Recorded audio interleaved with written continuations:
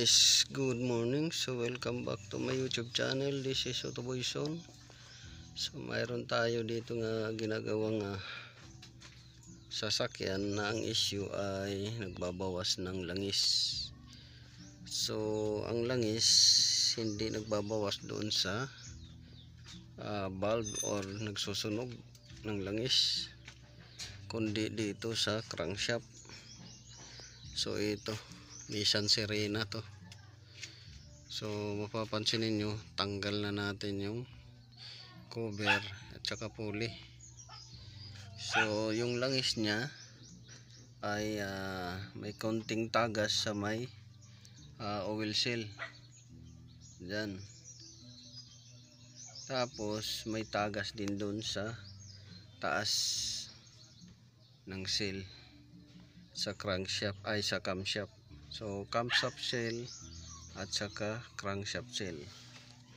So yan, galing sa taas unti-unting bumababa patungo dito.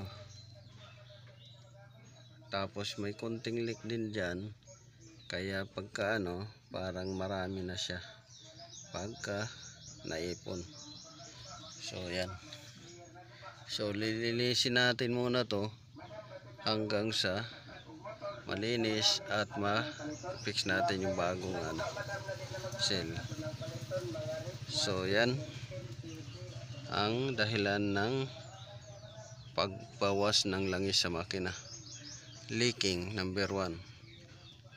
So minsan hindi ito napapansin dahil depende rin sa klase ng makina. Ito kasi nakakulong yung timing belt, tapos may gasket, so matagal siyang tumulo sa labas, pero naiimbak dyan sa may crankshaft seal. Yan, so yan lang. So kung may sasakyan kayo na nagbabawas ng langis, pa-check ninyo sa mekaniko ninyo, baka maya naipon lang yung langis doon sa cover ng crankshaft timing belt sa may crankshaft seal. So this is Otoboy Son. Maraming salamat. God bless. Sharing is caring. Ito nga na yung number. Isang minuto lang.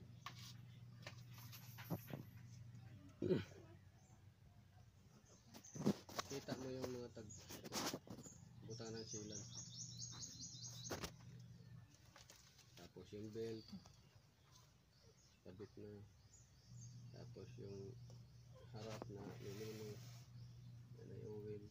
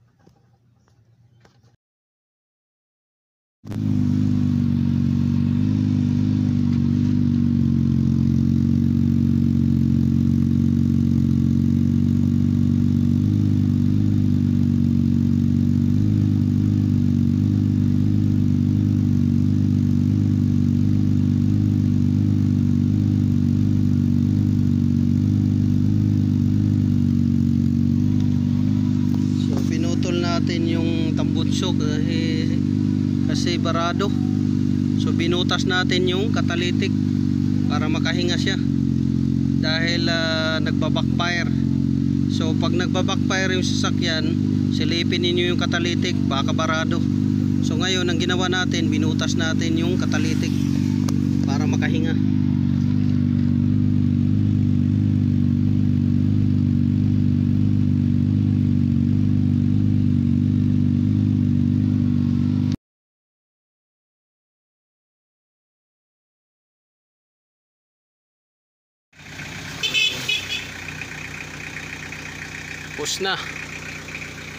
Tapos na ma'am,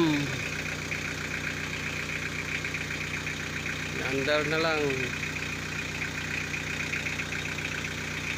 Tapos na yung leaking dito sa crankshaft pulley. Yan, crankshaft seal. Leaking din sa hose, tapos na.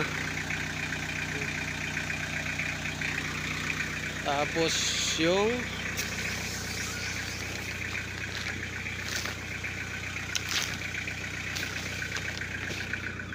brake light ito, tapos na rin brake light.